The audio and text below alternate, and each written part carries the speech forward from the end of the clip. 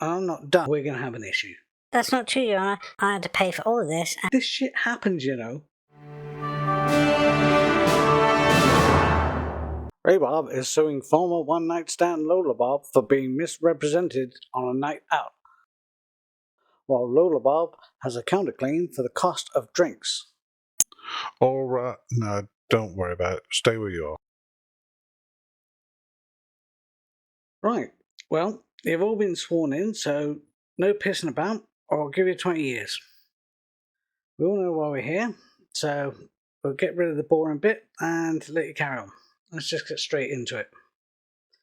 Now you're Ray Bob, right? Yes, Your Honour. Okay. Well, get on with it then. I met her in a club down in Old Soho where you drink champagne and it tastes just like cherry cola. What's cola? C-O-L-A cola? Oh, cola. Don't be nervous. Just carry on. She walked up to me and she asked me to dance. So I asked her name and in a dark brown voice she said, Lola. Lola? Sorry, dear, can you spell that for me? Yes, Your Honour.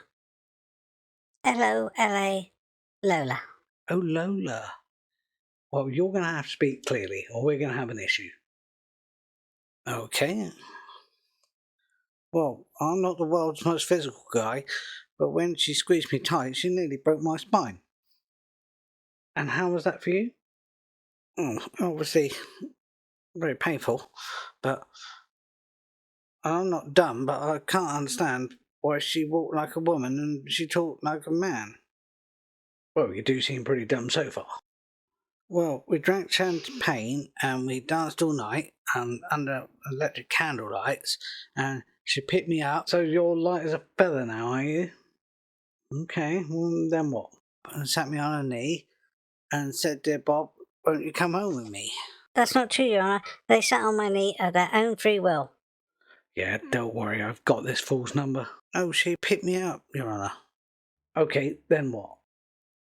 Well, I'm not the world's most passionate guy, but when I looked in her eyes, well, I almost fell for Lola. Are you friggin' joking me right now? What is this, married at first sight or something? But I pushed her away, I walked to the door, fell to the floor, and got down on my knees. And then I looked at her, and she at me. And that's the way I wanted it to stay, really. I always wanted it to be that way for my Lola. So is this like the first time you've been to a club? I mean, this shit happens, you know. Well, I left home just a week before, and I'd never ever kissed a Bob before, but Lola smiled and took me by the hand and said, "Dear Bob, I'm going to make you a man."